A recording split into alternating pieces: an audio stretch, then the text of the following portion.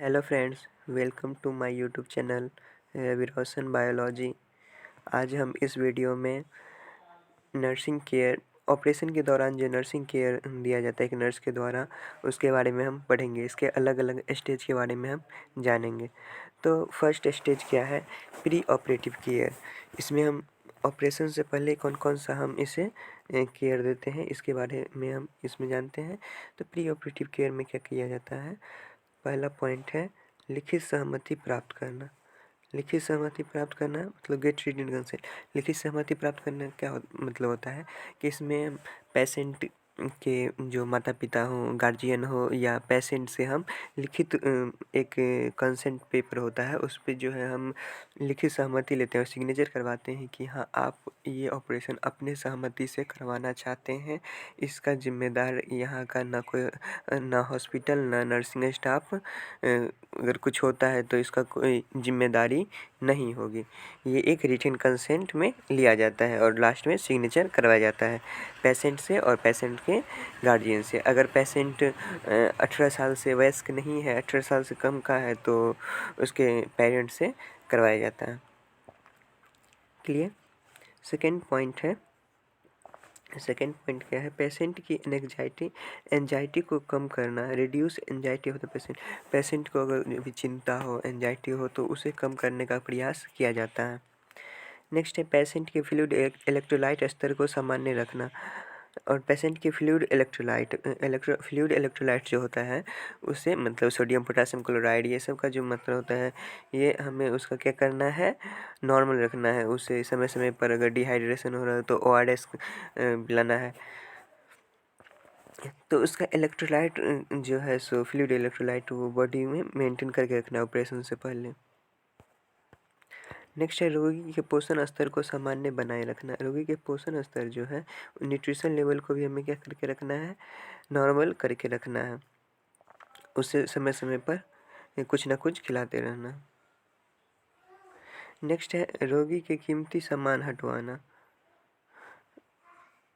रोगी का जो है जितना कीमती सामान है वो क्या करवाएंगे? हटा देंगे। वैल्यूबल जितने भी गहने होंगे वो सब को हटवा देना। नेक्स्ट है शल्य क्रिया स्थल या भाग को तैयार करना। अब शल्य क्रिया स्थल क्या हुआ? जहाँ पे मतलब जहाँ पे ऑपरेशन होने वाला है, वहाँ पे क्या करना है? हमें उस भाग को तैयार करके रखना है, प्रिपरेशन करके रखना है। वहाँ पे जितना भी साफ़ सफाई से इस दूर में होना है, तो वहाँ पे क्या करना है? पूरा साफ़ सफाई, बाल होगा वो सबको क्लीन करके रखना है। रोगी के ऑपरेशन से पूर्व संभव कार्य, प्रोसीजर बिफोर ऑपरेशन, और उसके ऑपरेशन से पहले जितना भी कार्य हो सकता है वो सारा हमें करना है। जैसे इसमें उसका कपड़ा बदलना हो गया, वहाँ का हॉस्पिटल का जो कपड़ा होता है ऑपरेशन वाला, वो कपड़ा उसे पहनानी है, ये सब क्रियाएं करनी। नेक्स्ट है रोगी को शल्य क्रिया पूर्व की दवाई देना और रोगी को एडमिनिस्टर करना है। क्या एडमिनिस्टर करना है? तो प्री मेडिकेशंस, जो मेडिसिन जो है ऑपरेशन से पहले देने के लिए प्रिस्क्राइब किया गया है अगर फिजिशियंस के द्वारा, तो दवा उसे हम प्रोवाइड करेंगे। नेक्स्ट है रोगी की समस्त जांच तैयार करना। रोगी का जितना भी जांच, प्री जांच मतलब BP का हो गया है, कोई भी चीज़ का अगर उसका जांच हुआ है, हेपेटाइटिस का ही है, अल्ट्रासाउंड ही है, कुछ भी अगर उसका जितना भी जांच रिपोर्ट्स है, सबको क्या करेंगे? हम एक जगह कलेक्ट करके उसे एक साथ लगा के रखेंगे। नेक्स्ट है रोगी को OT में भिजवाना। और नेक्स्ट पॉइंट क्या है? अब रोगी को हम क्या करेंगे? OT में भेज देंगे, ऑपरेशन के लिए भेज देंगे।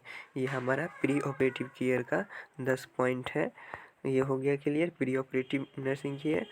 अब हम बात करते हैं इंट्रा ऑपरेटिव। इंट्रा ऑपरेटिव मतलब क्या? During operation. ड्यूरिंग ऑपरेशन क्या क्या किया जाता है? देखिए, इंट्रा ऑपरेटिव देखभाल से तात्पर्य वह होता है कि जो पेशेंट को सर्जिकल प्रोसीजर के दौरान दी जाती है। जब जो सर्जिकल प्रोसीजर होता है OT में, उस दौरान जो भी केयर दिया जाता है नर्सिंग के द्वारा, उसे क्या कहते हैं? इंट्रा ऑपरेटिव केयर कहते हैं।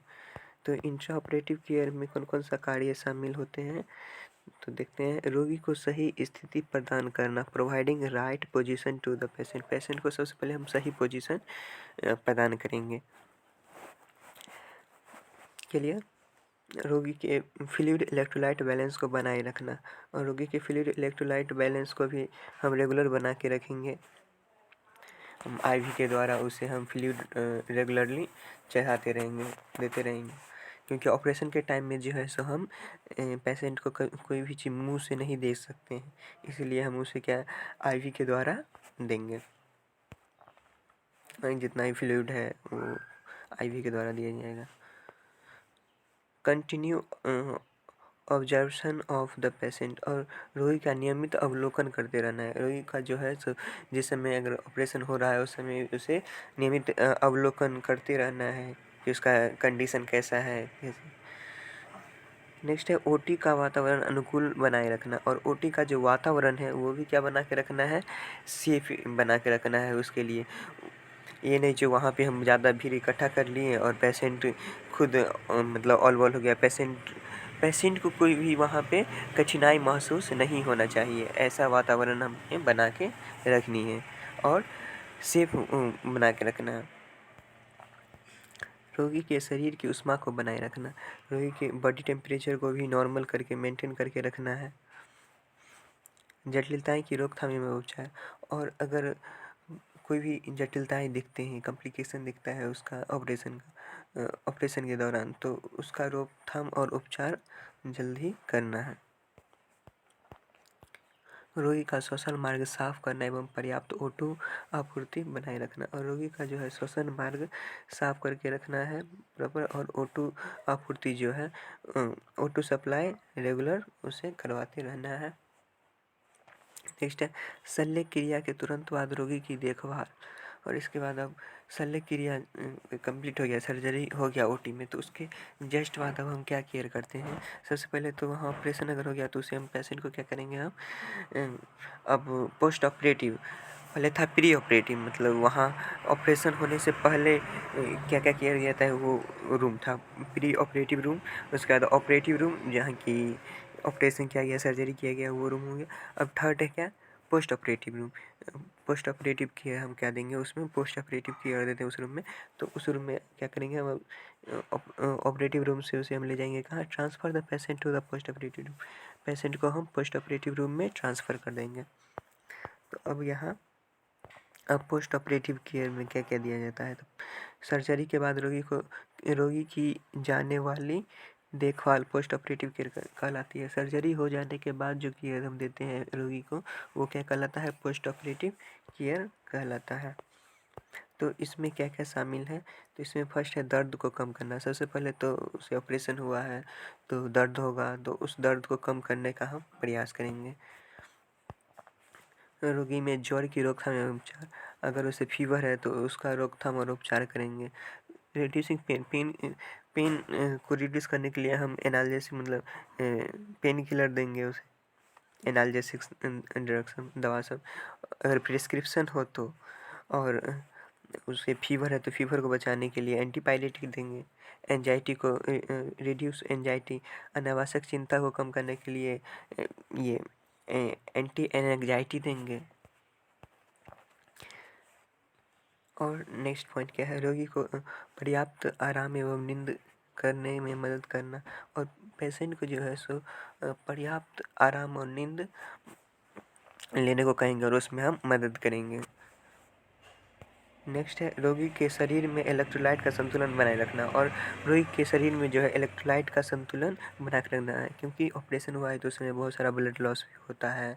तो इससे क्या उसका इलेक्ट्रोलाइट मतलब ये फ्लूइड इलेक्ट्रोलाइट जो है उसका मात्रा कम भी सकता है, इसलिए हम उसके बॉडी में हमेशा वो मेंटेन करके रखना है। ये पॉइंट जो ये तीनों में आया है, पोस्ट ऑपरेटिव, प्री ऑपरेटिव और ये ड्यूरिंग ऑपरेटिव में भी है, इसलिए ये इम्पोर्टेंट है। नेक्स्ट है provide adequate nutrition to the patient, और पेशेंट को जो है सो पर्याप्त मात्रा में पोषण प्रदान करना है। और नेक्स्ट है क्या, रोगी में O2 की सांद्रता सामान्य बनाए रखना, और मेंटेन करके रखना क्या, O2 सप्लाई जो है पेशेंट को वो रेगुलर बना के रखना है। नेक्स्ट है रोगी की छोटी समस्याओं को ठीक करना, और रोगी को छोटी छोटी कोई भी समस्याएं हैं उस समय आ रही है ऑपरेशन के बाद, अगर आ रही है कुछ छोटी छोटी समस्याएं, वो अगर बता रही है कि ये समस्या है ये समस्या है, तो उसे हम क्या करना है, ठीक ठीक करके रखना है हमेशा। नेक्स्ट है रोगी में जटिलताओं की रोकथाम एवं उपचार करना। अगर रोगी में कोई भी कॉम्प्लिकेशंस दिखता है तो उसका क्या करना है, उपचार करना है जल्दी और उसका उससे रोकथाम करना है। नेक्स्ट पॉइंट है रोगी को आवश्यक दवाएं देना। रोगी को जो भी आवश्यक दवाएं हैं वो क्या करना है, हमें प्रोवाइड करना है। जो भी ऑपरेशन के बाद अगर डॉक्टर के द्वारा प्रिस्क्राइब किया गया है तो वो सब दवाएं हमें उसे रेगुलरली टाइम पे प्रोवाइड करवानी है। नेक्स्ट है रोगी की स्वच्छता का ध्यान रखना और रोगी का स्वच्छता का ध्यान रखना है। नेक्स्ट है रोगी की ठीक होने पर छोटे कार्य व्यायाम करवाना। अगर रोगी जब ठीक हो जाता है तो उसे छोटा कार्य कुछ कुछ काम और उसे व्यायाम रेगुलर करने के लिए करना है।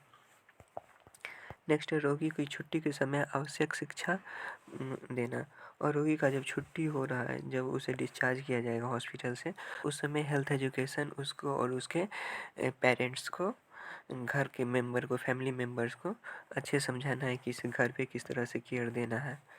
क्लियर। इस वीडियो में बस इतना ही। Thank you. इसमें हम क्या बात किए, इसमें हम नर्सिंग केयर के बारे में बात किए कि पेशेंट को जो है सो ऑपरेशन के दौरान या ऑपरेशन से पहले और ऑपरेशन के बाद क्या क्या केयर दिया जाता है एक नर्स के द्वारा। Thank you. इस वीडियो में बस इतना ही। Please subscribe my video channels and also like and comment, share to your friends. Thank you.